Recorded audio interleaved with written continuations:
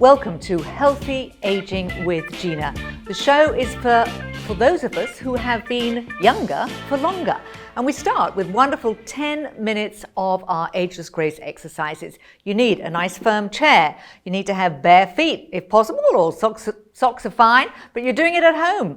And just get comfortable, get ready to get full on. Only 10 minutes before we go to our second section. So if you're ready, I'm ready. Let's roll it. Now, we're going to start with the hands, just pushing out from the shoulders. And you're just bringing them back, both hands together. Now, this first exercise is all about moving as many of the joints as possible, loosening them up. So we're going to start with the shoulders, and the hands, and the elbows. Keep the hands out, turn the palms up and down. My feet tap instinctively, so you can be tapping your feet at the same time. More body parts that move, the harder your heart has to work. This is all nice and gentle. Now, you just work it, the range that's good for you, and the speed that's good for you. So we're just turning the hands in and out, gently moving these shoulders. We're going to loosen them up now with a touch and a swing. Touch and swing. Touch and swing. Touch and swing. Touch. 2 more. Very good. Now we're going to take the hands to the shoulders, just take them out to the side and in a bit quicker. So we want to be able to do different speeds. If that's too fast, you just slow it down again. If you want to go fast, you can. Hands to shoulders and take one hand up and down. Up with one, then the other. Up we go. Very good. Now we're going to move to the lower body and just tap with these heels to begin with. And we're just going to take the heels out to the side. So imagine your knees are stuck together. So we're just using a slight twist of these ankles, feet. That's fantastic. All right. We're going to take one foot now and just circle it in the air, along with the hand. Round we go. You always work at your pace, and you can circle it backwards. Whatever we do on one side, we must always do on the other. That foot down, other foot up. Round we go. So I'm making the hand and the foot both go in the same direction. Maybe one hip is a little stiffer than the other. It is with me. Other way. I think this is the other way. Good. All right, now we're just going to step these heels out and back in. Push the hand out at the same time, so we just get many joints moving. Nice. Good. And we're just going to stamp one foot and one hand down. Do that on one side, we do it on the other. A few on the other side. Back to the other. Okay. So the next one's all going to be focusing on our upper body mainly. We do some lower body as well. It's all to do with our swimming. So we're going to start with a nice, big, slow breaststroke. Push it forward. Chin. The hands are turning. Can you see the thumb is down? And if you do it slowly, you can imagine the resistance pulling against water. So much easier than having to go and get changed. Get into a swimsuit. Hate those things. Do it in a public pool, you've got to wear a hat. Definitely hate those things. Do it all in the chair. Don't have to do any of that. All right, we're turning it to a nice slow crawl, side to side. Head and arm up. Turn. And if you've never swum before, this is your opportunity. Quite safe. Now, for those of us who are in South Africa, we're all very pro the wonderful swimmer Chad Leclos, which is butterfly stroke. So that's both arms up and then the head drops down towards the knees. And again. Slow. Ooh, feel that in your shoulders. And my reverse butterfly, only because this is a great exercise to stretch out those shoulders, if you can. Last one. Very good. So now I want you to walk your backside back into the chair because you want your back resting against the back of the chair, and you are going to splash your legs. Imagine it's backstroke. You're looking up. See, that was quite easy. Right, now the next one is, so always come forward and sit so your knees are over your feet. Now this is about counting, and we count in patterns of 2, of 4, and of 8. So it's tapping and it's clapping. Now we're getting this heel going first. So tap, tap, tap. I just want you to find the beat, and the other side. 1, 2, 3, 4. Other foot. 1, 2, 3, 4. This time we're going to take the foot out on the 4. 2, 3. Out on 4. 4. Back the other side. 1, 2, 3. Going out on the 4s. We're taking it to an 8 now, so we're going to go out on the 4 and the 8. So we're going 8. No, let me start on the 1, easier. 1, 2, 3. Out on 4. 4, 5, 6, 7, 8. And we're going quicker. 1, 2, 3, 4, 5, 6, 7, 8. And again. 1, 2, 3. This is about your responsing. Response. Other side. 1, 2, 3. Find the pattern. Find the beat. 6, 7, 8. 1, 2, 3. Out on the 4. 5, 6, 7, 8. We're going to go quicker. 1, 2, 3, 4, 5, 6, 7, 8. Once more. 1, 2, 3, 4, 5, 6, 7, 8. Now slowly, we're just going to tap these heels. 1, 2, 3. And we're going to step forward on the 4. So it's a 1, 2, 3. Other side on the 4. 1, 2, 3, 4. Let's go quicker. 1, 2, 3, 4. 1, 2, 3, 4. 1, 2, 3. So respond, react, recover. 1, 2, 3, 4. All right, now we're going to clap. And you're going to follow where the hands are going. 1, 2, 3. To one knee. 1, 2, 3. We're going to both cross both hands. 1, 2, 3, 4. 1, 2.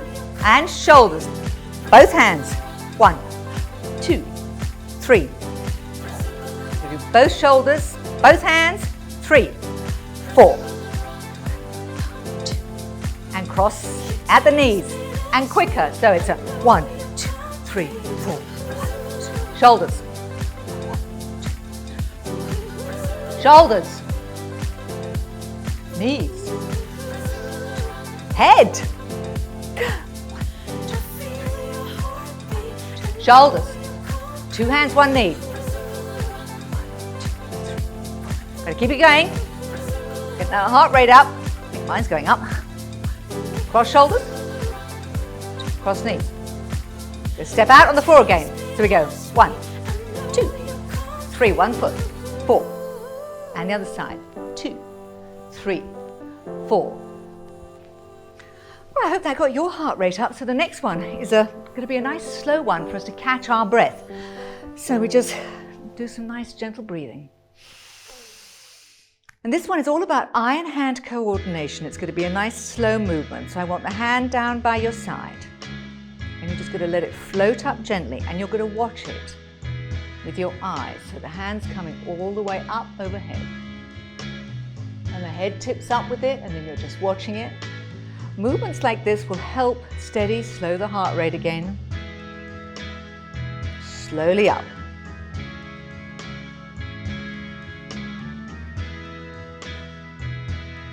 And slowly down. Once more on this side, keep breathing. And you're taking this one back down to your knee.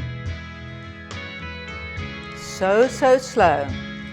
After you've been moving fast, it's more of a control to really think a slow movement. So we're watching the hand all the way up. Watch the hand and the fingers as it comes down. Be breathing gently. And again.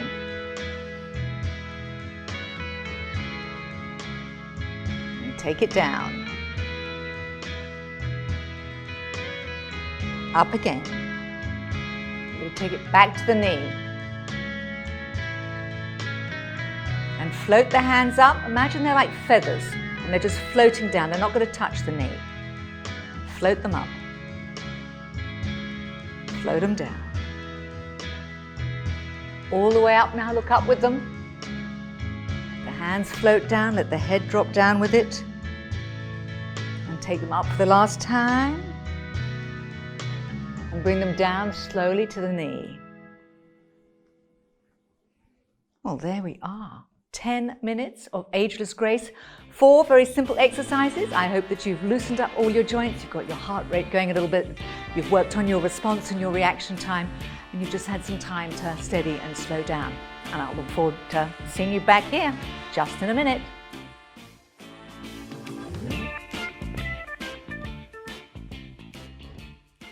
I am very pleased today with Healthy Aging with Gina that I get to welcome the person who basically brought me to the studio, the CEO of BRICS TV, Faizal Sayed. Faizal, welcome to a chat with Gina today. Thank you. It's very interesting to sit on the other side, especially when I remember I put you through some training some years ago, and then some of your skills have got so sharp that you're probably beating me at the moment. But that's what life's about, I suppose. It's kind of you to say so. It's just nice for us to kind of reconnect. And it's interesting how life comes round in a big circle. We had a mutual friend, Alana James of the wonderful organization, the Sunflower Fund, who suggested I come and talk to you. I think it was at the end of 2016. And because we had a common goal that we wanted to find a show that we could put out there for the elderly, the more senior people who were at home and not active. And she thought you and I would have a common interest. And I came to see you thinking it was going to be, a half-hour chat. And we were there 2 hours. And then at the end of it, you asked me to do Active and Healthy with Gina, which I did for BRICS Channel.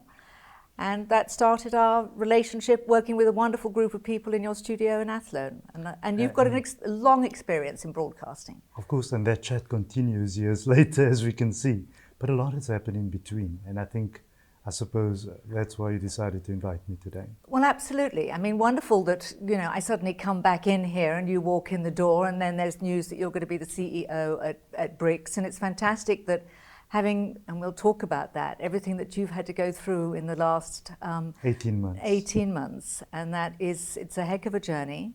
And you just have to do it one day at a time. Of course. So, and I was lucky, Faizal, that I got to meet your sweet mum.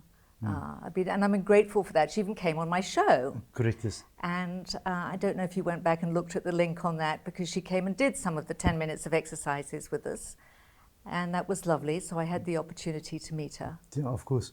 So I did have a look at that, and strangely enough, since the time of her passing, I had dedicated a folder on all my devices, and especially my mobile devices, where each time someone sent a photo, an image, or a little video, I'd placed that in there. Right. And I've got an archive. So nice. Photos, videos, my archive of her is sitting at 1,200 pieces. And this, obviously, because there was a camera around in our business all the time. Right. And so I was able to do that. But at times, that's very lucky, because so many people don't have enough recordings of time with their loved one. I think that's a great thing to encourage people to do. It's strange, Gina, that I actually have conversations that are recorded on video with me and my mom. And it is weird when you listen to that today and you think to yourself how it just time warps you into that time. Because when someone's around, you never realize or think about the time. They speak about it, you take it for granted, but you only realize when they're gone, what gone really means. Right. What the finality of death is. Yes. And it's at that time you scramble and start putting those things together, thinking at least a time warps you, sometimes painfully, into that point. And you subject yourself to that pain at times because you just want a little bit of what used to be.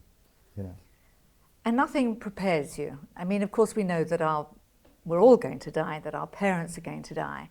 But when you have an incredibly close relationship, as you two did, it must have been extremely hard. And she was ill for a while, wasn't she? So how long did you know that she was frail and maybe at that last part of her life? That's a very interesting question. So she's diagnosed in February. If you remember, we took that initiative of taking the deaf people for the pilgrimage. Yes. And I had more than 100 deaf people traveling with me Right. abroad. She wanted to be on that trip. I think it was her last social responsibility mission because she had motivated all of that. And what happens is 6 months later, she's gone. So there's a sudden onset of acute myeloid leukemia. Ironically, we've been involved with the Sunflower Fund long before. Right. So it was weird speaking about cancers and blood disorders all this time to suddenly then be faced with that directly in the household. Right. But she didn't really pass of the leukemia itself. She passed due to a wish of hers. She wanted to leave this world not looking like a cancer patient. She wanted to go before the time. And Did she express that to you personally? Is that something she spoke about? To everybody, yes. Okay. When she spoke about things like that, I would shrug that aside. I wouldn't want to be involved. She knew I don't, and I never thought the day would come. Until the last day, I thought I was just facing another day in a little medical challenge. Right. I didn't realize what was happening. So all of that was going on. But she had eventually passed of a sepsis that came into play due to chemotherapy lowering the immune system and that sort of thing. So she got her wish. She looked exactly how she looked every other day of her life. And that's a very, very hard thing to come back from, sepsis. I've also experienced the loss recently of a very dear friend of 43 years and went into hospital for a simple operation that ended up with complications and then sepsis. And he was one of those huge characters in life that you thought would live forever. And then you are unprepared for when this death suddenly happens, and it's like the rug's pulled out from under your feet, and it's disbelief among all those different stages. Correct. Yeah, the disbelief part, it's one of the stages of grief. So technically and scientifically and psychologically speaking, I understand those stages. Right. However, having to go through it myself and not look at it from a theoretical perspective and more from a pragmatic perspective, I jump between these stages. So some people follow a trajectory of anger, disbelief, and then they start going to acceptance and all of that. I was doing this all the time. And then I was diagnosed with complicated grief syndrome, which meant that it was the epitome of grief. Right. And that's generally reserved for people that were caregivers or people that shared such a close relationship. But I must admit, Gina, it's 18 months, almost to the day. It's just around 540 days that my mom's gone. And I still have to battle that every day. And especially coming to BRICS Cape Town office, I drive along the freeway. Right. I'm now head and chairman of the cemetery board, Okay. which is in charge of the cemetery that she lays at. Right. This happened after her passing. Okay. So it was another calling. Right. Everyone else says it's a community legend and tale that my mother had brought me to that space Right. to continue looking after her, because I'm in charge of the cemetery that she lays in, which is a very strange story if you just go a little bit deeper. And when I drive every day, I start seeing the cemetery from the freeway and directly to the spot where she's laying. So in some mornings, it's a bit of a pain. And some mornings, it's as if I'm going to the office motivated, because my psychiatrist said that the role of a parent and the ultimate goal of a parent is to see their child achieve their goals. And that only recently started getting in my head. 18 months. Right. Ask me where I was, I still don't know. That's understandable. I mean, as a parent to three children, you do want the best for them. You want them to be happy. You want them to succeed. It absolutely, truly, truly is. And I know my parents wanted that from me, and I'm quite sure your mum would have wanted that from you. So I'm delighted that you feel that you've come through a level that you're strong. You know, grief comes in waves, doesn't it? All the time. There are days that it's much harder than other days. And the irony of it all is that it's a simple trigger at times. So people will ask you, what happened today? What's going on? Did somebody say something? Did you see something? Most of the time it's something you saw. Right. It's a simple thing like going to the shopping mall, popping out at a certain store where I left her one day to sit outside on the bench. Right. She felt a bit out of breath, and I said, I'll go get the things in the store. Right. Now, you go about on a normal day Yeah. to the mall and you walk past that bench. Yeah. Now, you can either just walk past, or there will be a day that it decides to start rolling. Yeah. And the minute it starts rolling, it continues rolling. And that's just what it is. So I ask myself, Gina, at times, is this the rest of my life now? And I'm coming to terms with the fact that this is the rest of my life. The first 42 years was being there, and the balance is without. Right. And this is what it is to be without. Yeah.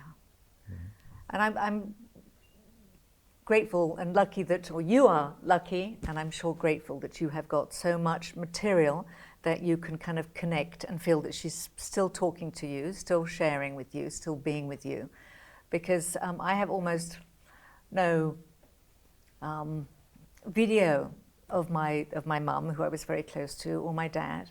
But my friend who died recently, I do have a lot of Zoom calls that I did with him, and I've started watching those, and it's wonderful because then you feel their presence very strongly. I know you very well, Gina, and I know that I'm sitting on your show. And as a talk show host myself, I just know when to press the button.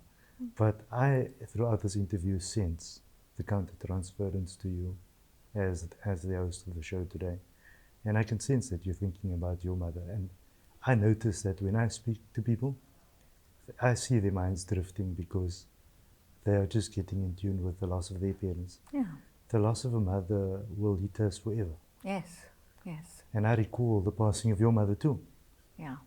And I'm certain it just time warps you into that space. We're in a different camp It does. that people don't understand. They don't. And until you hit that point, they don't understand just how huge it is. And it should be no one's judgment on how huge a thing it is and the way that you deal with it, because we have to all deal with these things individually. And you've had, because you were so close, and I think you have a public life and a public voice, you know, I think you've had to take some criticism, which has been quite unfair and cruel. And but what doesn't break you makes you stronger. And the fact you're strong enough here, and I know she lives on in you, and the very fact that we can talk about her, this is how we honor people's memories. We share their name, we share their story.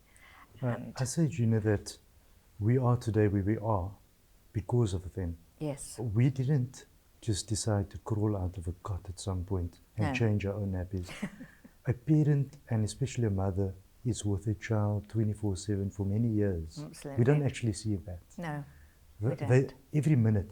And I think that if they drop you at someone else's home for 5 minutes, they are still with you. There's never that. No. It's always, where's my child? And I need to gravitate towards that. So we don't really realize what they put in for us to sit, for both of us to sit on these seats today, is really the fruit of their work. And how do we ever forget that? We never forget it, and we don't want to, and we want to honour their memory forever. And I want to thank you, Faizal Sayed, for coming and just sharing a little bit of time with me today. It was a real pleasure. You do know so that thank you. This can go on for many years, this show. So we'll do it again. Started. We'll do it again. Well, we have to start somewhere. This is our first time. There's so many dimensions we need to talk about. There are lots we can talk about, but I thank you for coming and sharing an important subject today. I just had to keep this here, but it's there. Thank you. Thank you. And thank you for being with us today for Healthy Aging with Gina, and we'll look forward to seeing you again next week.